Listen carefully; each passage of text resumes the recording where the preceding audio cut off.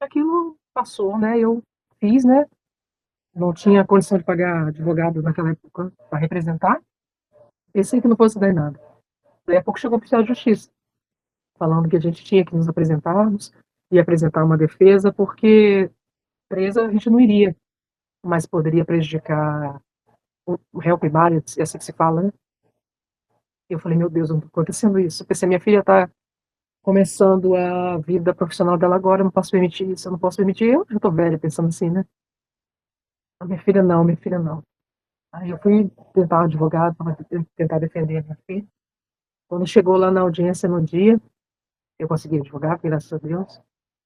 Aí estava lá, meu ex-marido, ela, as duas cunhadas.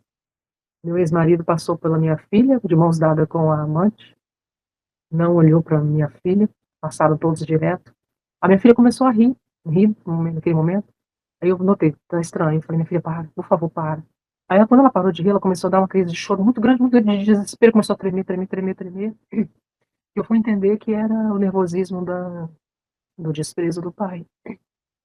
Eu saí para trabalhar primeiro que a minha filha, ela falou, mãe, eu não tô aguentando mais isso dentro de mim, só voltei para fora porque todos os dias que eu vou trabalhar, eu tô no ônibus, o meu pai passa com essa mulher do lado dele, ele vira a cara para mim, e eu já olhei para ele, a minha filha contando, e ela fala que era, vira para cá, não olha para ela, e impedindo o pai de olhar para a própria filha. Essa foi a mulher que ele escolheu, estar do lado dele, que passava ela.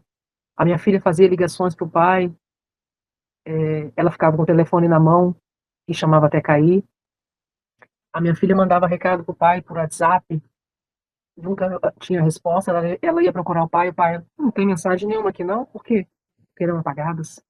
Pai, eu te mandei mensagem, cheguei quando? Não, não tem, porque ela com o telefone na mão, ela impedia a comunicação de pai e filho. E aquilo eu fui só definhando, não querendo, não sabendo o que fazer, e fiquei aqui. Com uma medida protetiva, mediante a confusão toda, eles saíram, né? Ficou vazia a casa por um momento, depois ele alugou a parte dele, e eu fiquei morando no fundo, com o inquilino dele na frente, onde eu tinha que procurá-lo para pagar a conta de água e de luz, porque eu não conseguia nem dividir um relógio de água e de luz, eu não conseguia. Porque eu não tinha posse do imóvel, porque eu consegui fazer com que a Excelsa viesse aqui, ele conversou com o técnico da Excelsa, a Excelsa me negou, não sei o que ele falou, eu não sei.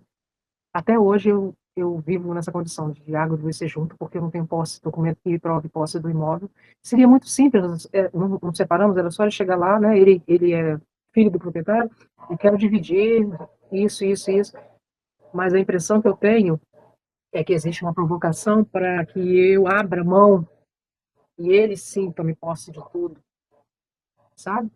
Hoje eu carrego a situação de cuidar da minha filha, ela trabalha sim, mas ela depende de mim para fazer o periódico, ela usa uma lente rígida, mas quando ela tem que fazer esse exame, ela tem que ficar 48 horas sem essa lente, para o olho estar completamente sem nenhuma cicatriz, de nada, para poder fazer o exame que ela faz, a topografia, sei lá.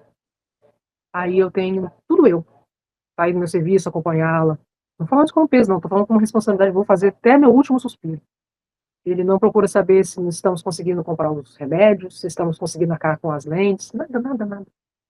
Tudo eu, minha rede de apoio, amigos e familiares. No início da separação, acho que 2 meses, ele falou assim: eu vou ajudar vocês com o custo de casa, vou ajudar vocês. 2 meses. 2 meses ele fez, depois não mais, porque a atual não deixava.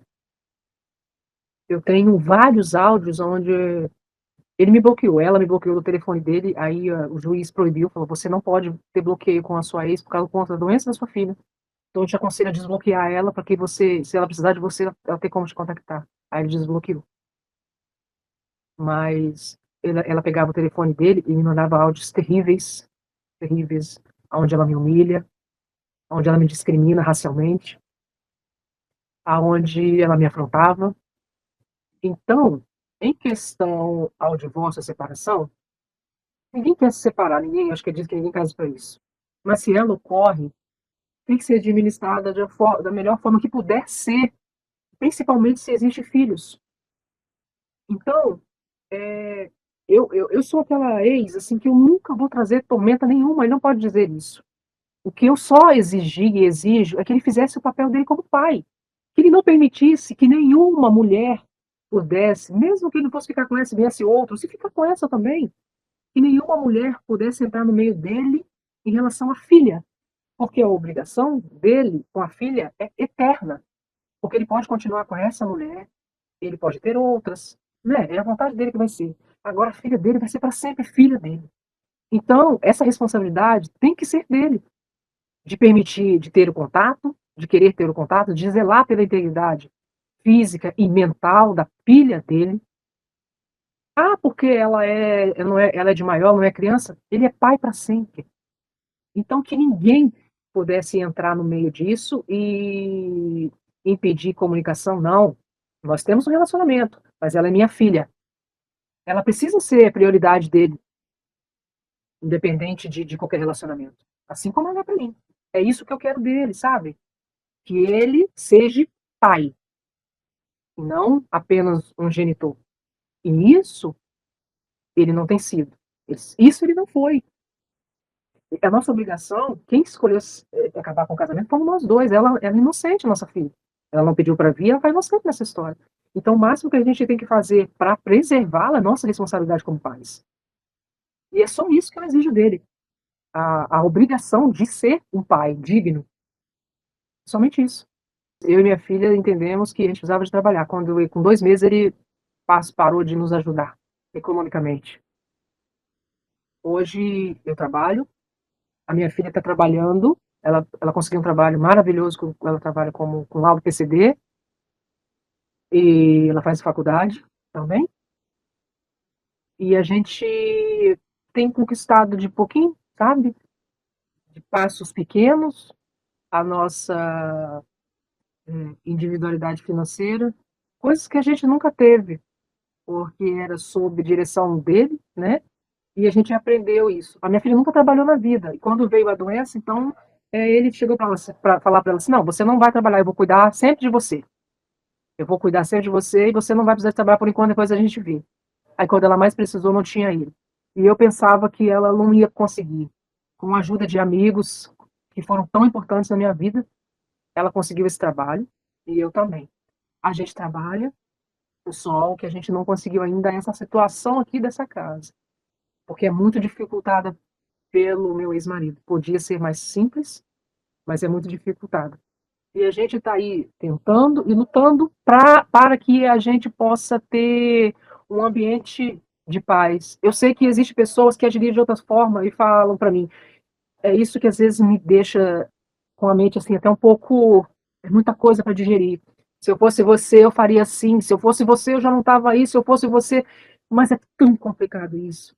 Porque, além de mim, eu carrego uma pessoa que precisa e depende de mim. Então, eu preciso que ela esteja em um ambiente razoável, sabe? Porque eu não posso pensar em nenhum milímetro de possibilidade de uma infecção nos olhos dela. Entendem? E hoje a doença está controlada.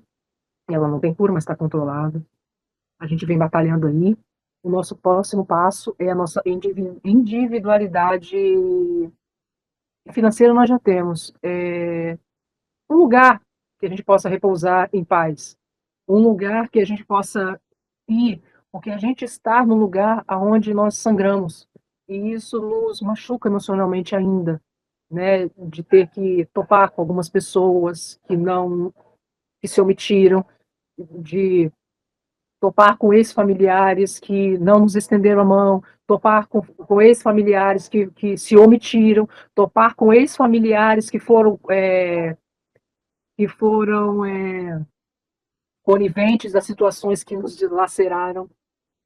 A gente quer ter uma vida zerada, eu e ela. É só isso. Mas a gente está trabalhando, né? Hoje a gente está melhor, nós não estamos curadas, mas do que a gente estava antes, do que a gente sofreu, a gente está muito melhor. E a gente só quer continuar assim. Eu por ela, eu por ela e ela por mim, e seguimos em paz, sem querer o mal de ninguém, nem mesmo de quem nos dilacerou, nos humilhou, nos ofendeu e nos abandonou.